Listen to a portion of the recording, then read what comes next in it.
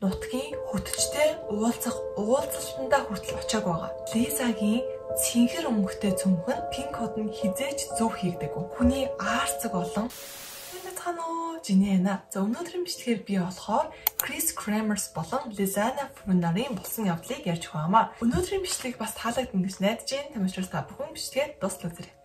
Chris Kramers, Lisanna Fru-нар нь 2014 оны 4 сарын 1-нд Панам дахь El Pianista гэх нэртэй ууланд авирж агаад сургаггүй алга болсон Голландын оюутнууд байгаа. Өргөн хүрээний эгэл хайгуул хийсний дараа тэдний цогцыг нь олсон байгаа. Тэдний өвлийн шалтгааныг одоо хүртэл тодорхойлоогүй байгаа ба төөрч байгаад хадан хавслаас унаж нас барсан хэмээн хамгаалж байгаа. Эсвэл аллах гэж магадгүй. За одоо тэгвэл би та бүхэнд Chris Kramers болон Lisanna Fru-нарын богинохон мэдээллийг нь хэлж өгье. Chris болохоор 1992 оны 8 сарын 9-нд Нидерландд төрсөн. Харин Lisa болохоор 1991 оны 9 сарын 24-нд Нидерландд төрсөн байгаа. Энэ хоёрын алга болсон өдөр болохоор 2014 оны 4 сарын 1-нд алга болсон байгаа. Chris болохоор 21 наснда, Lisa болохоор 22 наснда алга болсон. Крисийн өндөр нь 167 см байсан бол Лисагийн өндөр нь 184 см байсан байна. Хоёулаа Нидерландын Утрехт хотын Amersfoort хотод өссөн.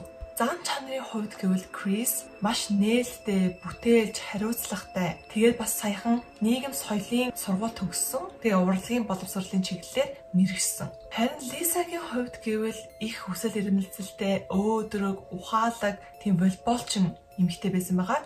Хэрэглээний сэтгэл судлалын чиглэлээр төгссөн. За тэгвэл би та бүхэнд яг энэ хоёрт юу тохиолдсон тухай ярьж өгье. За эхлээд болохоор энэ хоёр маань Панам руу явахаас хэдхэн 7 хоногийн өмнө Amersfoort дахь нэгэн дотор байранд нүүж ирсэн байна. Тэгээд бас тэд Den Kleinen Hab гэх нэртэй кафед ажиллаж ажээ. Тэд хамтдаа бүхэл бүтэн 6 сарын турш ажил хийж мөнгөө цуглуулад 6-7 хоногийн амралтаараа Панам руу аяллаар явахаар төлөвлөж Испани хэл сурч хүүхдийн сайн дурын ажил хүртэл хийсэн. Энэ аялал нь бас Lisanna-гийн хувьд төгсөлтийн баярын нэг төрлийн бэлэг нэсэн. За тэгээд Chris, Lisa нар нь болохоор 2014 оны 3 сарын 15-нд Панамд ирээд тэгээд 2-7 хоногийн турш тэр улсаараа аялаж явсан байгаа. 3 сарын 29-нд Chirikibokute гэх нэртэй газар ирээд хүүхдүүдийн сайн дурын ажил хийж байхдаа тэр нутгийн гэр бүлтэй 1 сар амьдрахаар болдог. Тэгээд 4 сарын 1-ний 11 цаг 00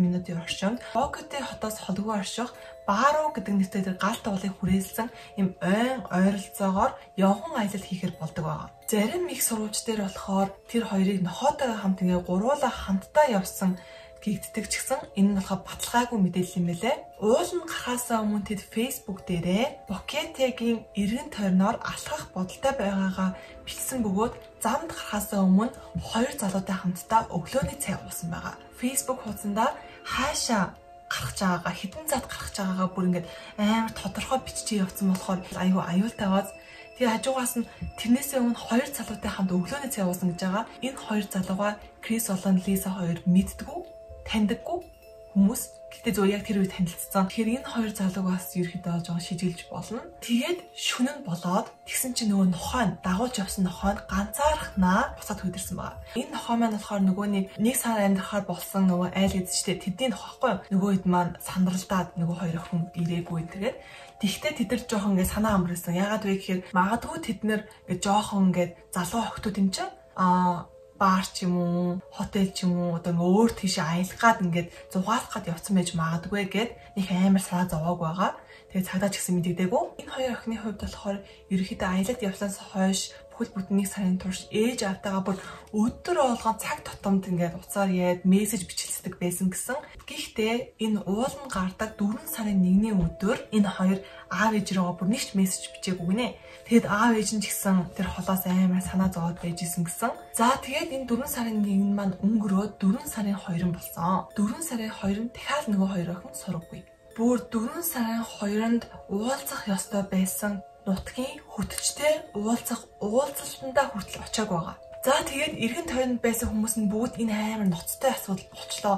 Энэ хоёр одоо эргэж ирэхгүй нэ. Энэ хоёрт яг юу тохиолдсон бэ? Айгүй ингээд том асуудал үүссэн байгаа. Тэгээд эцэст нь 4 сарын 6-нд тэдний эцэг их цагдаа мөрдөгч нар 10 хоногийн турш бүрэн хэмжээний эрэл хайгуул хийсэн байгаа. эцэг эх нь Лиза Крис хоёрыг харсан хүн эсвэл хаана байгаа талаар мэдээлэл өгсөн хүнд $30,000 өгнө гэж амласан байгаа. Ингээд цаг хугацаа өнгөрсөөр 17 хоногийн дараа буюу 6 сарын 14-нд Лизагийн цэнхэр өмгтэй цөмх нь олдсон. Дотор нь 2 хос нүдний шил, $83, Лизагийн пассворд, усны сав, Лизагийн камер, 2 хөхний даруулга, тэдний утаснууд байсан. Гэхдээ хамгийн гол нь эдгээр нь маш цэвэрхэн байсан гэж байгаа. Та нарт боддоо тийм амар шингэн ой дунд бүхэл бүтэн 3-4 сар олдоогүй байсан цүнх цэвэрхнэр гараад ирж байна гэдэг.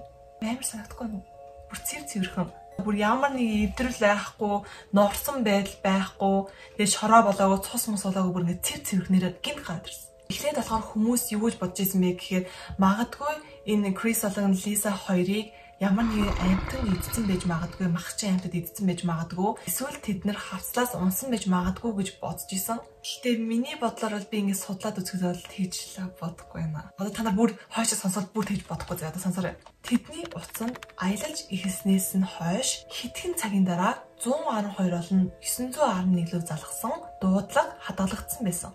16 цаг 39 минутанд Крисийн iPhone утаснаас, 16 цаг 51 минутанд Лизагийн Samsung утаснаас оролдлого хийсэн боловч тухайн газар хүлээж аваагүй. 4 сарын 4-ний өдөр 5 цагаас Лизагийн утасныхан цэник дуусч бүр мөсөн унтарсан. Тэгээд ерөнхийдөө Лизагийн утас дахин ашиглагдаагүй. Крисийн iPhone-оор бас ингээд дуудлага хийхгүй байсан ч гэсэн үе утас нь насч исэн. 4 сарын 5-наас 11-нд iPhone хит хитэн удаа алсан ч гэсэн энэ хамгийн амар хэсэг. Пин код нь хизээч зөв хийгдэггүй. Асаасан ч гэсэн пин код хийхгүйсэн. Бас ингээд пин код ингээ олон дахин буруу хийгээдсэн гинэ. Миний бодлоор болохоор ямар нэгэн хүн Лизагийн утсыг асаах гэж оролцсон, дотор нь орох гэж оролцсон юм шиг санагдсан. Тэгээд 4 сарын 11-ний өдөр 10 цаг 50 минутанд утсаа асаагаад 11 цаг 56 минутанд утас нь унтарсан байгаа. Тэрнээс хойш ерөнхийдөө асаагүй. Тэгээд бас Лизагийн цүнхнээс олдсон Canon камерт 4 сарын 1-ний өдрийн тэдний яаралтай тусламжийн дугаар руу залгахаас хэдэн цагийн өмнөх гэрэл зургууд нь байсан байгаа. За тэр зурган дээр болохоор манай хоёр маань амар баяртай ингээ бинийхээ зургийг аваад селфи дээл одоо нэг нь хадан дээр засаал нөгөөх нь уулны хажууд, цэцгийн хажууд гэл аюулгүй олон зургнууд байсан байгаа. За тэгэнгүүтээ 4 сарын 8-нд бас нэг хэдэн зургнууд байсан. Тэр нь болохоор шөнийн 1-ээс 4 цагийн хооронд авсан ширэнгэн ойн гүнд бараг юу ч харагдахааргүй харанхуйд авсан 90 ширхэг зураг байсан байгаа. Зарим зургаас нь харахад тэд гол эсвэл жалганы ойролцоо байсан байж магадгүй гэж хүмүүс үзсэн байгаа. Тэгээд тэр 90 ширхэг зураг нь болохоор бүгд юм сарнсан, шүн дунд авсан тийм зургнууд байсан. Ихэнх нь ой, цүнх, чулуу, газар, мод бас ингээ Лизагийн арт талаас авсан зураг гэд ерөөхдөө бол амар фоксгүй гэд хөтлөгсөн зурнууд байсан гэж байгаа. Тэгээ миний бодлоор болохоор энэ нөгөө нэг юу гэхгүй Canon-ийн камерууд ч юм уу юу нэг их камерууд ингээд харанхуй зураг авах үед хойноос нь speech гэдэг нөгөө гэрэл хасдаг шүү дээ тийм ингээд. Тэгэхээр миний бодлоор утаснуудынхаа цэнийг дууссан ганцхан камер нь байсан учраас магадгүй тэр камерныхаа гэрлээр ингээд жоохон гэрэл ингэж гаргаж урд нь юу байгаа, хойно нь юу байна, эргэн тойронд нь юу байна гэдгийг харахчихсан байж магадгүй гэж би бодсон. За тэгээд өөрөө чиг олсон нь болохоор ингээд дахин хайлт хийхэд хүргэсэн. Хайлтын үед Крисийн Джейсон шорт нь Лизагийн цүнх байсан газараас нь олцсон байгаа. Хэдэн хоногийн дараа. Тэгээд бас ингэ бодоод үзэнгүүт яг тэр газараас гэдээ. Яг нөгөө цүнх олцсон газараас дахиад шорт олцсон. Хэрвээ ямар нэгэн амтан тэр хоёрыг алсан бол яаж тэр амтан тэр хоёрын эд зүйлийг яг нэг газар нь л авч тавьдаг авах тийм үстэй. Энэ шорт маш цэвэрхэн нямбай ихсэн байсан гэх цуурхал байсан ч гэсэн 2021 онд хэвлэгдсэн шортны зураг мэдээллийг үүсгэсэн байгаа. За тэгээд 2 сарын дараа нөгөө өөрөвч болон шорт олцсон газраас хүний аарцэг олон дотор нь хүлтэй гутал олджээ. Энэ бол миний бодлоор бүр санаатайгаар хийсэн аллах юм шиг санагдаад байгаа. Гэхдээ одоо хүртэл энэ хэрэг шийдэгдээгүй, юу болсон мэддэхгүй байгаа гэхээр бүр үнэхээр аимшигтэй. Бас дахиад нэг аимшигтэй юм нь удахгүй 33 ширхэг хуваагдсан яс тэр хавьяасаас олцсон гэсэн. Дэнхээ шинжилгээгээр Крис болон Лиза нарийнх болох нь батлагдсан байгаа. Шүүх эмнэлгийнхэн судалж үзэхэд ясан дээр ямар ч тодорхой зураас уул мөр байгаагүй гэж мэдэгдсэн. За тэгээд энэ хүмүүсийн цагдаа нарын мөрдөгчийн ингээд ерөөхдөө таамагсан нь амтанд идэгцэн эсвэл хавцлаас унсан гэсэн хоёр газ хамгааллээсэн шүү дээ. Эхнийх нь ингээд бодоод үзэнгүүт амтанд идэгцэн. За тэгвэл тэр амт нь энэ яг яснуудын тэгэд нөгөө хөлтэй гутлыг нь арцгийг нь яаж яг нөгөө газар аваач тавьсан бэ? Яг нөгөө нэг шортыг нь яг нөгөө нэг цүнхийг нь яг энэ дээр тавина шүү гэсэн юм шиг очиж тавьсан. Энэ бол хідэж амтны хийж чадах юм биш шүү дээ тий. Тэгэхээр хідэж амтанд идэгдэг. За хоёр дахь хавцлаас унсан. За тэгвэл хавцлаас унлаа гэж үү. Тэгвэл унвал доор ус байгаа шүү дээ тий. Тэгвэл усанд нь энэ хоёр норсон байж тараа. Тэгвэл нөгөө нэг олдсон хувцснууд, цүнхнүүд нь бүгд норсон, эвдэрсэн. Тэгээ заваарсан тийм байдалтай олдсон шүү дээ. Тэгэхэд ямар нэгэн тийм усанд хүрсэн тийм уулмууд байгаагүй. Тэгэхээр энэ хоёр хавцлаас унаагүй. Тэгвэл одоо ганц л юм үлдсэн байгаа. Тэр маань болохоор аллага. Миний бодлоор энэ бол 100% аллах юм санагдаад байгаа байхгүй юу?